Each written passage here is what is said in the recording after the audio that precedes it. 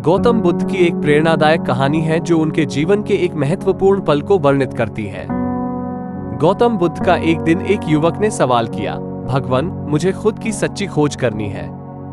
मैं अपने जीवन का उद्देश्य क्या है? कृपया मुझे इसका मार्गदर्शन दें। गौतम बुद्ध ने उस युवक को एक खेत में ले जाया और उसके सामने एक गहरा खुदरा दिखाया। फिर उन्होंने उसे एक बीज दिया और कहा, इस बीज को खेत में बो दो। युवक ने उस बीज को खेत में बो दिया और उसका ध्यान रखा। धीरे धीरे समय बीता और वो बीज एक सप्ताह बाद उगने लगा। धीरे धीरे वो पौधा बढ़ता गया और फिर एक दिन उसमें फूल खिल गया।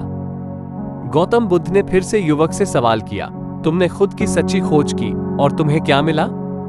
युवक ने उत्साहित होते हुए कहा, भगवान, मैंने देखा कि जीवन का उद्देश्य है अपनी संवेदना और अनुभवों के माध्यम से समग्रता को समझना। गौतम बुद्ध ने हंसते हुए कहा, हाँ, यह सही है। जीवन का उद्देश्य है अनुभवों के माध्यम से समग्रता की प्राप्ति करना। जैसे कि यह पौधा बीज से उगा, तुम्हें भी आत्मज्ञान के माध्यम से सच्चे उद्देश्य की प्राप्ति होगी। गौतम बुद्ध की कहानी हमें अनेक प्रेरणादायक संदेश देती है। उनकी जीवनी में उनका संघर्ष, आत्मविश्वास और निष्ठा के प्रति उनकी अद्भुत प्रतिबद्धता हमें साकार करती है।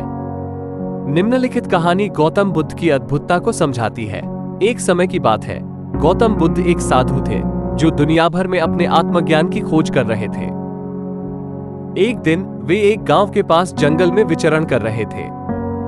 वहां उन्होंने एक पेड़ के नीचे बैठे एक शिष्य को देखा जो गहरे ध्यान में था। गौतम बुद्ध ने उस शिष्य से पूछा, तुम क्या खोज रहे हो? शिष्य ने उत्साहित होकर कहा, भगवान, मैं आत्मज्ञान की खोज कर रहा हूं। गौतम बुद्ध ने उसे एक पत्थर दिया और कहा, इस पत्थर को अपने सिर पर रखो और ध्यान करते रहो। शिष्य ने गौतम बुद्ध की बात मानी और पत्थर को अपने सिर पर रखा। वो ध्यान में डूबा हुआ था, लेकिन बार बार उसे पत्थर की कठिनाई से आघात प्राप्त होता था। फिर भी वो निरंतर ध्यान में लगा रहा। ऐसे ही कुछ समय बाद गौतम बुद्ध ने उसे बुलाया और पूछा, तुम्हारे ध्यान में क्या अनुभव हुआ? शिष्य ने उत्साहित होकर कहा, भगवान, मुझे पत्थर की कठिनाई का आघात होता था, लेकिन मैंने अपने मन को नियंत्रित रखकर ध्यान जारी रखा। गौतम बुद्ध ने हंसते हुए कहा, यही आत्मज्ञान है। जीवन में हमें कई कठिनाइयों का सामना करना पड़ता है, लेकिन हमें निरंतर आगे बढ़ना होता है। जब हम अपने मन को नियंत्रित करते हैं और अडिग रहते हैं, तो हमें सच्चे आत्मज्ञान की प्राप्ति होती है। ये कहानी हमें ये सिखाती है कि जीवन में कठिनाइयों का सामना करने के लिए हमें आत्मविश्वास और निष्ठा से आगे बढ़ना चाहिए। जब हम अपने मन को नियंत्रित करते हैं, तो हम सच्चे आत्मज्ञान की ओर अग्रसर होते हैं।